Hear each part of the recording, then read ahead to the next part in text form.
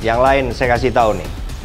TAP MPRS nomor 2566. 1. Menyatakan PKI sebagai organisasi terlarang. Tidak ada kata-kata underbow segala macam. Menyatakan komunisme, Leninisme, Marxisme sebagai ajaran terlarang. Itu isinya. Ini adalah dasar hukum. Ini legal ini. Tapi tadi yang dilarang itu PKI. Oke, 1. Kedua adalah ajaran komunisme, Marxisme, Leninisme. Itu yang tertulis. Keturunan ini, zaman saya tidak ada lagi keturunan dari apa, tidak. Karena apa? Saya menggunakan dasar hukum. Panglima TNI Jenderal Andika Perkasa memperbolehkan keturunan Partai Komunis Indonesia atau PKI mengikuti seleksi prajurit TNI. Langkah ini ditempuh Andika dengan mencabut ketentuan yang selama ini diterapkan dalam proses seleksi prajurit, yakni keturunan PKI dilarang mengikuti proses seleksi prajurit. Kebijakan ini dikeluarkan Andika ketika dirinya memimpin rapat koordinasi penerimaan prajurit TNI tahun 2022 yang meliputi perwira prajurit karir, bintara prajurit karir, dan tamtama prajurit karir. Bagaimana Petrus Celestinus membedah mengenai pernyataan Panglima TNI Jenderal Andika Perkasa? Selanjutnya hanya dibedah kasus bersama Petrus Celestinus.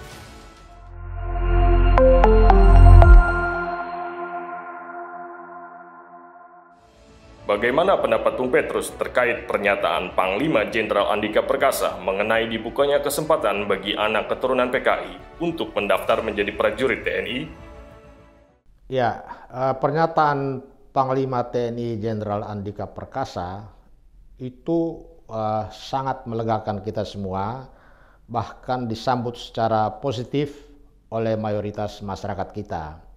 Kenapa? Karena memang selama ini hampir 55 tahun berjalan sejak dikeluarkannya TAP MPR nomor 25 tahun 1966 tentang 3 hal itu, yaitu pembubaran Partai Komunis Indonesia, pelarangan Ormas PKI atau Ormas PKI dinyatakan sebagai ormas terlarang, dan pelarangan kegiatan penyebaran paham komunis, Marxisme dan Leninisme. Sejak dikeluarkannya TAP MPR ini, maka boleh dikatakan hampir semua keturunan anak-anak dari orang tuanya PKI, hak-hak perdatanya boleh dikatakan mati atau dihilangkan. Mereka dikucilkan dari pergaulan sosial masyarakat kita. Padahal di dalam peraturan perundang-undangan kita sama sekali tidak ada satupun ketentuan yang membatasi hak-hak mereka. Apalagi kita bicara tentang hak bela negara. Hak bela negara itu tidak semata-mata hanya menjadi hak, tetapi undang-undang atau UUD 45 kita mewajibkan bahwa bela negara itu bukan saja menjadi hak, tetapi juga menjadi kewajiban setiap warga negara. Jadi jika saja ada sebagian orang atau jika saja ada kebijakan pimpinan institusi dimanapun di negara ini yang meniadakan atau menghilangkan hak-hak warga negara tertentu atas alasan karena dia keturunan dari orang tuanya PKI, maka pelarangan itu sebetulnya bertentangan dengan undang-undang. Kenapa? Karena pelarangan atau meniadakan hak seseorang, ya, terutama hak-hak azasinya, termasuk juga hak dan kewajiban untuk membela negara, hanya bisa dihilangkan dengan undang-undang atau dengan putusan pengadilan. Dan mengenai penegasan bahwa harus dengan undang-undang dan dengan putusan pengadilan itu, jika kita lihat di dalam Undang-Undang Nomor 34 Tahun 2004 tentang TNI atau Tentara Nasional Indonesia, di situ diatur mengenai syarat-syarat menjadi prajurit, ya. Di situ antara lain dia harus warga negara Indonesia, dia harus beriman dan bertakwa kepada Tuhan Yang Maha Esa, dia harus memenuhi persyaratan pendidikan, dia harus menyatakan kesetiaan kepada NKRI, Pancasila dan UUD 45, dan satu lagi dia tidak sedang dihilangkan haknya oleh dan berdasarkan putusan pengadilan negeri yang berkekuatan hukum tetap. Artinya seseorang tidak boleh mendaftar menjadi prajurit TNI manakala haknya untuk mendaftar itu dicabut berdasarkan putusan pengadilan yang berkekuatan hukum yang tetap. Ini tegas dinyatakan di dalam Undang-Undang TNI. Tetapi ada satu hal di dalam poin mengenai syarat menjadi prajurit itu dikatakan bahwa di situ dikatakan bahwa persyaratan lain sesuai dengan keperluan. Sehingga bisa saja walaupun peraturan perundang-undangan kita tidak mengatur larangan tentang itu, tetapi kebijakan di internal di setiap pimpinan institusi bisa saja ada kebijakan membatasi, ya, mengekang atau mengurangi sebagian orang, termasuk anak-anak keturunan dari orang tuanya PKI, untuk masuk di dalam aktivitas pemerintahan, termasuk menjadi prajurit TNI. Karena itu apa yang dikatakan oleh Jenderal Andika Perkasa selaku Panglima TNI, untuk menghilangkan persyaratan itu wajib kita dukung dan harus kita sosialisasikan ke seluruh masyarakat Indonesia. Kenapa? Karena di tengah masyarakat sudah berbaur, ya, masyarakat sudah menerima kembali keturunan dari orang tua PKI. Mereka bersosialisasi, kawin mawin, bahkan ada yang masuk di partai politik, ya, ormas-ormas. Itu sudah berjalan seperti biasa. Jadi kalau sekarang ini masih saja orang-orang kelompok tertentu, ya, mendewa-dewakan, menganggap musuh atau bahaya laten komunisme ini akan muncul, itu adalah bukan hanya berlebihan, tetapi itu menipu diri sendiri. Kelompok ini sudah menipu diri sendiri, mereka merasa sebagai ancaman yang paling besar yang dihadapi oleh negara pada saat ini adalah bahaya komunisme. Padahal kita tahu sejak pelarangan melalui TAP MPR nomor 25 tahun 1966, tidak ada satu kelompok masyarakat pun dalam mendirikan partai politik atau dalam mendirikan ormas-ormas kemasyarakatannya atau aktivitas sosial lainnya tidak pernah mencantumkan paham lain atau ideologi lain selain Pancasila dan UUD 45. Dan itu clear selama 55 tahun sejak dikeluarkannya TAP MPR itu. Jadi kalau sekarang ini ada sekelompok orang memperlihatkan ketakutannya secara luar biasa terhadap bahaya komunisme tadi, saya katakan mereka sedang menipu diri sendiri. Ya, mereka menutup-nutupi bahaya sebenarnya yang ada di depan kita, seperti yang sekarang muncul sebagai sekelompok orang ingin mendirikan ideologi khilafah. Ya, katakanlah seperti Hizbut Tahrir Indonesia, akhirnya pemerintah membubarkan HTI. Tetapi kelompok ini sampai sekarang masih melakukan aktivitas ideologi khilafah itu di dalam berbagai kesempatan. Bahkan kemarin kalau saya tidak salah di Sulawesi Selatan sana mereka melakukan aksi demo dengan membawa simbol-simbol khilafah. Nah, itu sebetulnya bahaya yang paling real yang mengancam ideologi negara, mengancam NKRI. Tetapi mereka tidak menyuarakan itu. Mereka justru mengkambing hitamkan, ya, seolah-olah komunisme di Indonesia ini masih bangkit dan tumbuh berkembang seperti sebelum terjadi pelarangan itu. Inilah yang saya bilang kelompok ini telah menipu diri selama bertahun-tahun. Apa yang dikatakan oleh Jenderal Andika Perkasa itu adalah sesuatu yang luar biasa, ya, secara terbuka disampaikan secara tegas bahwa hentikanlah praktek-praktek yang merugikan hak asasi manusia. Karena TNI di dalam Undang-Undang Nomor 34 Tahun 2004 pun tetap dalam membangun, ya, TNI yang profesional, ya, bagaimana politik negara harus menjamin hak asasi setiap orang itu dikembangkan secara profesional dan berjalan seperti biasa. Bagaimana hukum positif kita menjamin anak-anak dari keturunan PKI, baik dari aktivitas pemerintahan maupun aktivitas sosial kemasyarakatan? Ya, saya kira dengan UUD 45, TAP MPR, ya, kemudian belakangan sudah lahir undang-undang tentang partai politik, juga mensyaratkan setiap partai politik harus mendasarkan ajas dan tujuan dari partai politik itu kepada Pancasila dan UUD 45. Begitu juga di dalam undang-undang tentang ormas. Ya, undang-undang tentang ormas yang kemarin oleh Presiden Jokowi secara progresif mengubah dengan Perpu secara lebih tegas lagi menyatakan organisasi sosial kemasyarakatan yang ajasnya bertentangan dengan Pancasila atau melakukan aktivitas kemasyarakatannya mengkhianati Pancasila, ya, dan ingin mengganti posisi NKRI dengan ideologi yang lain, itu dinyatakan sebagai organisasi terlarang. Artinya ormas-ormas yang melakukan aktivitasnya itu bertentangan dengan Pancasila, ya, anti Pancasila, dinyatakan sebagai ormas terlarang. Maka posisi ormas itu sama dengan PKI. Karena kita ingat di dalam TAP MPR nomor 25 tahun 1966 itu salah satu poinnya yaitu melarang menyatakan organisasi kemasyarakatan PKI sebagai ormas terlarang di seluruh wilayah negara Republik Indonesia.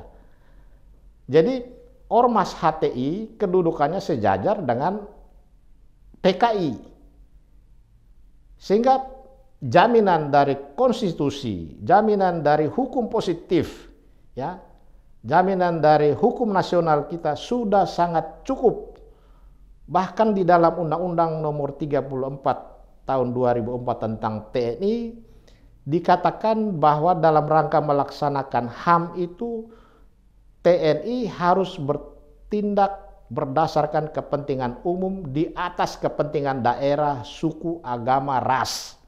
Ya, dalam keadaan untuk kepentingan negara, ya, TNI harus mengutamakan kepentingan umum tadi, kepentingan masyarakat bangsa dan negara di atas kepentingan daerah, suku, ras, dan agama. Ini kan luar biasa. Kita tidak temukan di dalam undang-undang lain yang mengatur tentang pelayanan publik oleh instansi-instansi lain, berbeda dengan institusi TNI sebagaimana yang disebutkan tadi, untuk kepentingan umum dia bertindak di atas segala kepentingan daerah, suku, agama, dan golongan. Jadi jaminan itu sudah sangat cukup, Buktinya selama 55 tahun tidak ada pergolakan dari kelompok manapun yang memperlihatkan ideologi komunisme. Kita tidak melihat apa yang terjadi pada tahun 48, tahun 50, ya, dan seterusnya sampai terjadi penumpasan terhadap sampai lahirnya peristiwa 1965. Kemudian dikeluarkannya TAP MPR nomor 25 tahun 66. Sampai sekarang ini tidak ada lagi bahaya yang disebut sebagai bahaya laten PKI, tidak ada. Jadi sudah sangat cukup, sudah dari segi aturan undang-undang sudah sangat memadai. Dan selama ini negara secara konsisten menjaga itu. Jadi kalau ada sekelompok orang masih membayangkan bahaya PKI seolah-olah masih muncul, ya, ini yang kita anggap mereka ini sedang menipu diri. Dan mereka ini juga tidak hanya dari luar pemerintah, di dalam pemerintah pun 1, 2, 3 orang pejabat masih merasa bahwa bahaya PKI ini masih ada di depan mata dan membayang-bayangi kita terus-menerus, tapi tidak pernah dibuktikan. Kan kita lihat kemarin dengan pernyataan Jenderal Andika bahwa tidak boleh lagi ada larangan bagi anak keturunan dari orang tuanya PKI masuk tentara.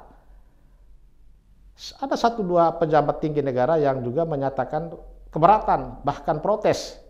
Ini pejabat ini juga sedang menipu diri. Padahal kan Jenderal Andika sedang membangun TNI yang lebih kuat dan ini dilakukan secara transparan dan bisa dipertanggungjawabkan. Bagaimana pandangan masyarakat tentang bahaya PKI atau komunisme di Indonesia? Mayoritas masyarakat Indonesia tidak mempercayai lagi adanya bahaya komunisme di Indonesia. Bahkan berdasarkan survei dari lembaga survei Saiful Muljani tahun 2021, itu 84% masyarakat Indonesia tidak percaya adanya bahaya komunisme. Hanya ada 14% ya yang mempercayai itu. Sementara 2% lainnya tidak menjawab. Jadi kalau di 2021 saja sudah 84%, saya yakin per hari ini mungkin sudah 99% orang tidak percaya bahaya PKI. Yang masyarakat mayoritas percaya adanya bahaya baru itu bahaya paham radikal, radikalisme, intoleransi yang betul-betul mengganggu NKRI, mengganggu ideologi negara, ya Pancasila, dan mengganggu kebinekaan kita ada di dalam bingkai negara kesatuan Republik Indonesia. Itulah merupakan bahaya real di depan kita yang harus ditumpas. Jangan kita mengajak masyarakat untuk menumpas sesuatu yang tidak ada. Ya, kita jangan membohongi masyarakat tentang sesuatu bahaya yang fiktif. Yang real di depan kita itu tadi ancaman terhadap ideologi negara itu ya radikalisme. Karena radikalisme itu juga bahayanya sama dengan PKI. Ya, terhadap NKRI, terhadap kedaulatan negara, terhadap kekuasaan pemerintahan yang sah, ya, mencoba untuk menggantikan ideologi Pancasila dengan ideologi lain. Itulah yang sekarang pemerintah, ya, Presiden Jokowi secara progresif membubarkan beberapa organisasi yang kita lihat akhir-akhir ini, HTI dan FPI dinyatakan dibubarkan. Kenapa ada sekelompok orang yang masih mengangkat isu PKI yang dipastikan sudah tidak ada, sedangkan saat ini yang paling bahaya adalah gerakan kelompok radikal? Aktivitas itu sebetulnya aktivitas politik, ya, ingin menutup-nutupi bahaya yang sebenarnya dengan menjadikan bahaya PKI sebagai tameng. Ya, karena mereka tahu pada saat ini pemerintah dan seluruh rakyat Indonesia telah menjadikan bahaya radikalisme sebagai musuh bersama. Ya, ormas-ormas yang aktivitasnya bertentangan dengan Pancasila, bahkan ingin menggantikan Pancasila, ormas-ormas itu sudah dinyatakan dicabut oleh pemerintah, ya, dilarang melakukan aktivitasnya. Tetapi ormas-ormas ini oleh orang-orangnya masih terus-menerus melakukan aktivitasnya, dan saya yakin pada gilirannya nanti mereka akan berhadapan dengan hukum. Sekarang mereka baru saja dinyatakan dibubarkan. Tetapi memproses hukum orang-orang yang masih terus melakukan aktivitas yang berhubungan dengan kelompok radikal, apalagi radikal internasional yang kaitan dengan ISIS dan Al-Qaeda, ini akan menunggu giliran berhadapan dengan proses hukum. Sebagaimana akhir-akhir ini kita lihat Densus 88, BNPT, Polri semua bersatu untuk menumpas kelompok ini. Dan itu yang harus kita dukung. Pesan dan harapan Anda ke depan terkait kelompok-kelompok yang masih membuat isu PKI? Saya kira terkait dengan untuk memutus mata rantai kelompok yang selalu menghubung-hubungkan bahaya PKI, maka sudah waktunya pemerintah daerah seluruh Indonesia harus melakukan semacam pernyataan bersama secara terbuka atau mendeklar bahwa antara warga masyarakat baik yang keturunan PKI, ya, maupun masyarakat biasa sudah bersatu padu, ya, ada dalam bingkai NKRI, mempertahankan NKRI, ideologi Pancasila, UUD 45 untuk membangun hidup bersama, membangun masa depan yang lebih baik. Jadi hentikanlah narasi-narasi yang mengangkat bahwa ideologi komunis di Indonesia masih membahayakan NKRI. Itu sudah dijamin oleh negara, dijamin oleh konstitusi, dijamin oleh TNI dan Polri bahwa negara ini sudah lepas dari pengaruh paham komunisme, Marxisme, dan Leninisme.